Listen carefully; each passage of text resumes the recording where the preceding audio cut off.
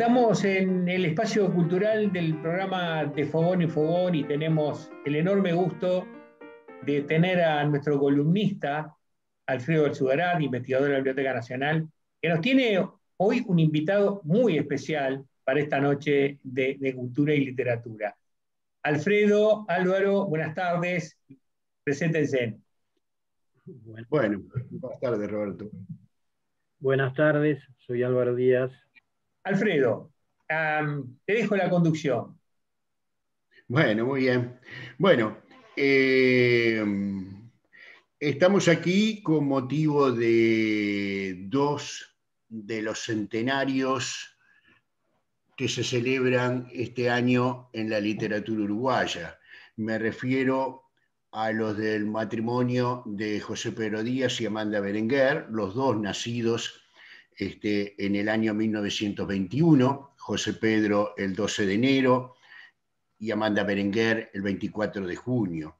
Ambos representaron juntos 60 años de un estilo de vida integrado plenamente a la literatura en todas sus facetas, desde la lectura y la escritura hasta la impresión, el intercambio con otros escritores, congresos, conferencias, docencia, todo pasó por ahí. José Pedro Díaz y Amanda, los dos genuinos representantes de la generación del 45, José Pedro ensayista, dedicado sobre todo al estudio de Becker, de Gerard de Nerval, de José Pedro Bellán, de Felisberto Hernández, pero también autor de una novela paradigmática entre la generación del 45, que es Los Fuegos de San Telmo, además de docente y de otras facetas. Y Amanda Berenguer, una poeta de primer nivel dentro de nuestra literatura, que se caracterizó por su diversidad de estilos, por su exploración permanente de nuevos caminos dentro de la poesía, una poesía que surge de lo cotidiano, de lo inmediato.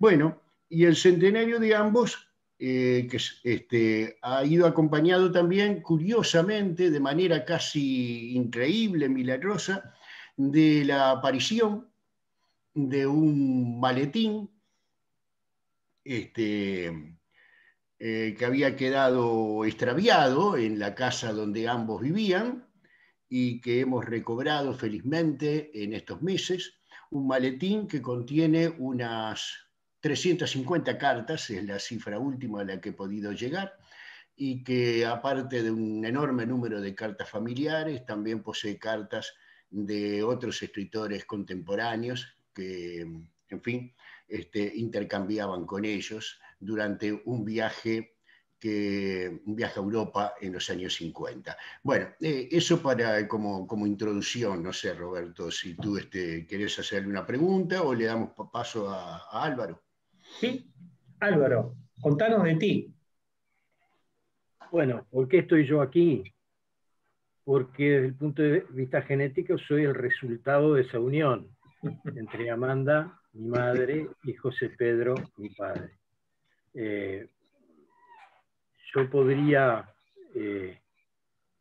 encarar esta charla desde dos ángulos, desde un punto de vista subjetivo como hijo o desde un punto de vista objetivo como analista, si se quiere, particular de la creación de dos escritores que yo considero de enorme importancia en el país. Como hijo, lo que puedo decir es que mi casa era más o menos como una cueva en donde todas las paredes estaban forradas de libros, es decir, era como vivir en una biblioteca. Había más de 10.000 volúmenes en el living, en los dormitorios, en el comedor, en fin, faltaban en los baños. Y como hace poco recordé, mi padre decía que Hemingway también tenía libros en los baños, en el baño, Y mi padre decía, sí, pero la humedad tal vez los estropea y por eso no tuvimos también biblioteca en los baños. Toda mi vida, mientras transcurrió con ellos, estuvo signada por el horno donde se cocinaba la literatura. Tanto mi madre como mi padre tenían en la literatura no solo el vínculo entre ellos, sino el vínculo con el mundo. Todo pasaba por la literatura. Mi padre, un lector infernal, gran trabajador en su escritorio, un escritorio de madera que había construido en conjunto con su padre, que hoy es la mesa de mi comedor. Y mi madre, una mujer dedicada a su casa, pero que todo lo convertía en poesía. La mesa del comedor era su lugar de trabajo, que era el mismo lugar donde servía la comida y donde escribía, era el mismo lugar. Esa mesa a la que se refiere como una danza loca de electrones, todo quedaba sublimado a través de la literatura. Todo su quehacer como madre, como ama de casa, como quedaba sublimado a través de la literatura y transformado en poesía. Mi padre era un individuo sumamente correcto, sumamente respetuoso de las personas, de una bonomía ejemplar, y mi madre de una sensibilidad también ejemplar.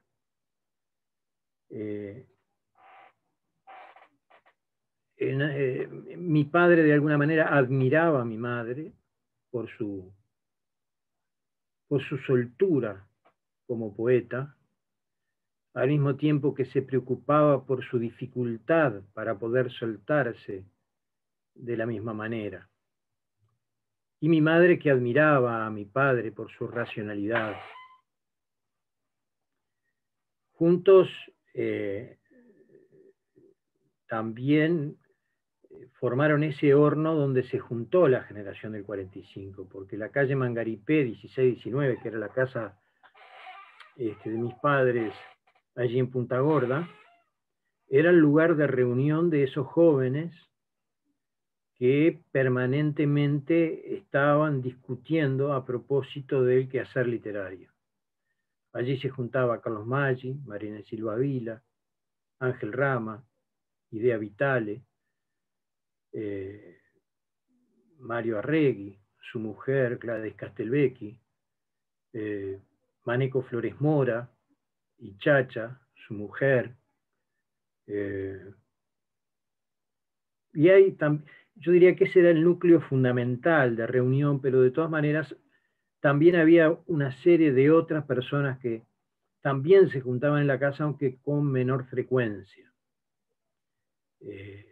Así que todos ellos para mí son como tíos, porque entre ellos mismos se consideraban como hermanos, como capaz que Alfredo podrá referir en alguna de las cartas.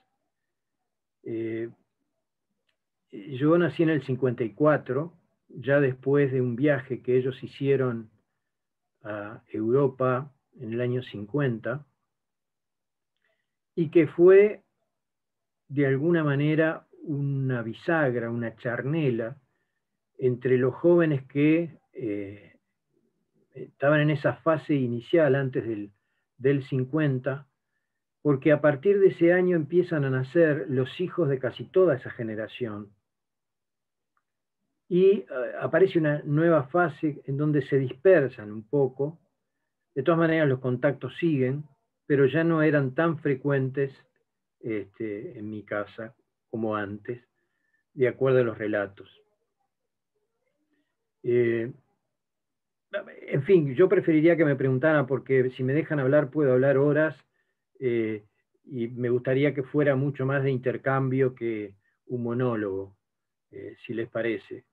Sí. Vos sabés que una cosa que te quería preguntar en esa mesa de comedor, ¿te leía poemas tu mamá? Mi madre tenía una relación muy particular con su madre. Cada vez que venía mi abuela, que lo hacía varias veces en la semana, hacía una torta pascualina formidable, inolvidable, le leía poemas. Y mi abuela, totalmente en silencio, escuchaba la poesía y le decía, pero qué bien, qué bien. No pasaban de esos comentarios, pero mi abuela era de alguna manera una caja de resonancia para mi madre. Además de que ella leía por su parte muchas cosas y comentaba, muchas veces sobre todo con mi padre, las lecturas de los distintos poetas, desde Neruda, Emily Dickinson, en fin, no los voy a nombrar a todos. Pero me queda muy claro porque mi abuela era como un diapasón, era rarísima. A veces se sentaba a escuchar música en una mecedora cuando yo quedaba solo y ella me quedaba cuidando, y se ponía a escuchar música. Yo a veces iba y la veía como en un trance y lloraba escuchando música. Era una sensibilidad exquisita que había heredado de esa familia de donde venían los Bellán. Uno de sus hermanos, José Pedro Bellán. También amigos de Felisberto Hernández, que era pianista. Es decir, si se leía poesía, se leía poesía y se intercambiaban textos entre ellos, entre mi padre y ella y mi madre. No sé si con esto más o menos te respondo la pregunta. Yo creo que mi madre necesitaba a mi abuela, su madre, como un lugar donde afirmarse en la escritura. A pesar de que no había corrección alguna, no había ningún, no había comentario, era simplemente el sentir que otro sentía lo que ella había escrito, ¿verdad?